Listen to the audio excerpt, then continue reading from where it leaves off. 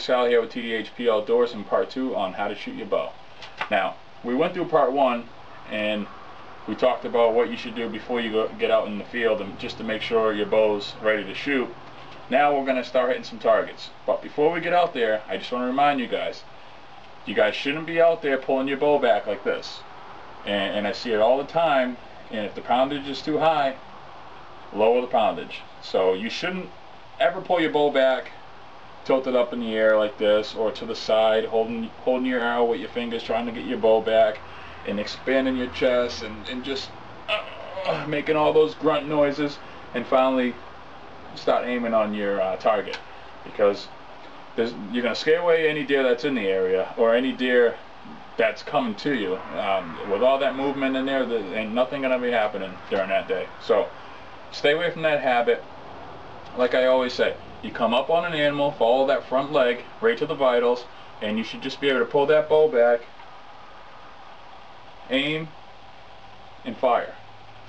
And make sure that anchor stays at the corner of your mouth. If you're using a kisser button, make sure that anchor does not move up or down, because it's going to adjust your shot when you do that. So just a couple of tips before you guys get out there and actually start shooting.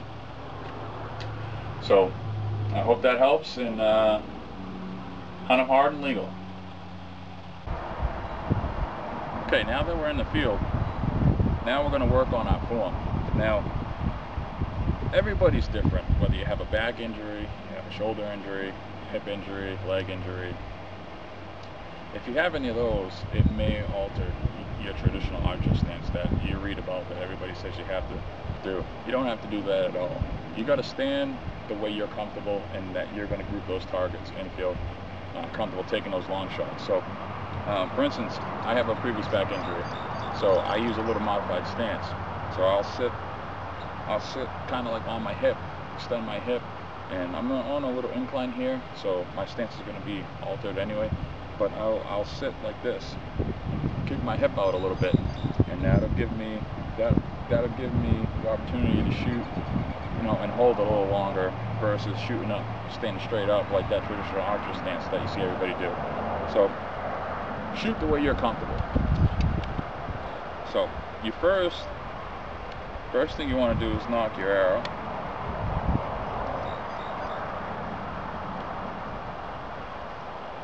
And like I said, stand the way you're comfortable, and look at your target, and you come up on an animal.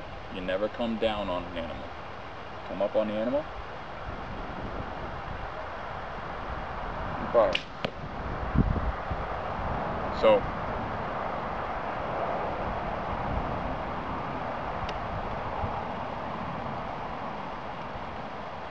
again, you just come nice and easy up on your animal and fire. Now, you want to make sure, and a key thing, I see a lot of guys drop their arm. I see a lot of people drop their arm as they shoot that arrow. You want to hold that arrow up.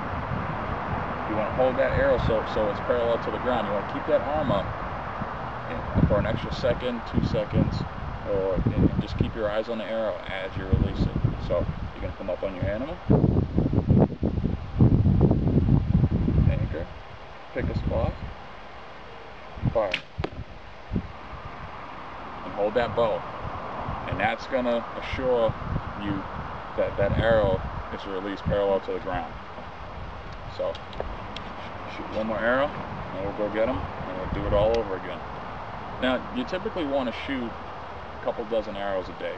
You don't really want to shoot a few arrows and the following month shoot another dozen arrows. You want to kind of stay consistent with yourself. So we're going to shoot another target, because those are grouped pretty tight, and arrows are pretty expensive. So I'm going to shoot another target. So you come up on your animal, pick a spot, and shoot. So I'm going to go get those arrows, and I'll be right back. Okay, so now we're back. We got our arrows. We're going to keep going. Now you want to familiarize with your bow. Take realistic shots. Don't stand in the same area, same yardage, same position, of the deer. Hide those deer in the brush. hide them in between trees, hide them, you know, behind the tree, you know, lay it down on the ground, try to hit the vitals. You know, don't take easy shots all day long. You know, make sure your bow and your sight's accurate, and then kind of start doing the harder shots. You know, like I said, be realistic as you can, because anybody can hit a target standing up, but when you get in that tree stand, in the moment of truth arise, and that deer is coming through some laurel, you know, are you going to wait until he gets out into an open area, or take the chance of having him skedaddle before you get that opportunity? So you want to make sure you're able to take hard shots, but you want to take safe shots. You know, you want to feel comfortable that you can make that shot. So, but we got some videos on that too, on shooting through brush and tall grass and stuff like that. So again, we're gonna take our bow, we're gonna come up on an animal, you're gonna anchor, you're gonna pick a spot, and you're gonna fire. And you're gonna hold that position. You want to hold that arm up and let that arrow leave that bow, and then drop your arm. I like to leave my arm up, follow the arrow, and then drop my bow. That's just how I do it. But, and like I said, it's just repetitive. You know, you could shoot, and check out the video on how to tune your arrows. I mean, how to tune your bow to your arrows, and how you should shoot your arrows. You shouldn't have to modify your arrow at all to shoot a broadhead, or twist, you know, twist and turn on your string. If you do it right, you should be able to shoot any arrow out of your bow. So again, we're going to come up, we're going to move over, we're going to shoot another target. So you always come up on an animal, anchor, pick a spot, shoot. Okay, so if anybody's wondering how to shoot angles, and let's say out of a tree stand, obviously we're on the ground, but the same rule applies. When you pull back that bow, you're going to pull back that bow. And remember, like always, you always pull back that bow from the ground up. Never pull that bow like this. I'm going to use my fingers for this. Never pull back, and especially for them guys who are pulling way too much poundage, and they're moving around, and they're pulling, and they're like extending themselves trying to get that bow back. You know, lower that poundage. You don't need it. You always pull up from the ground up. You beeline the vitals on an animal. Remember that. So you're going to pull up your bow wherever your animal is, and now instead of moving your sight around like that, moving your bow, and you're trying to find your animal, what you want to do is keep your body square, and you're going to look for it. You see how I'm doing that? See how my anchor point is never moving? It's sitting right at the corner of my mouth. Not this, not that, not this. Looking for the deer. You just want to keep that corner of your mouth, and you just lean forward. Just like that, like a teapot. Like you're dumping a pot of tea out. That's the movement you're looking for.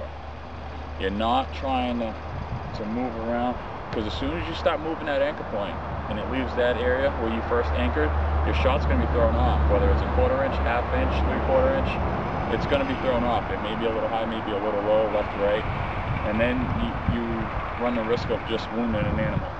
So be sure. Like I said, I'm not in a stand, so I can't really shoot underneath me, but I'll do the best I can with a target at 30 yards. See how I pulled back on my target? I never pulled back when the bow's tilted in the air. So say if he was a little lower, all you would want to do is come down and leave that anchor point where it was. So we'll try to lean out. And remember, keep that arm up. Never drop that arm until that arrow's released.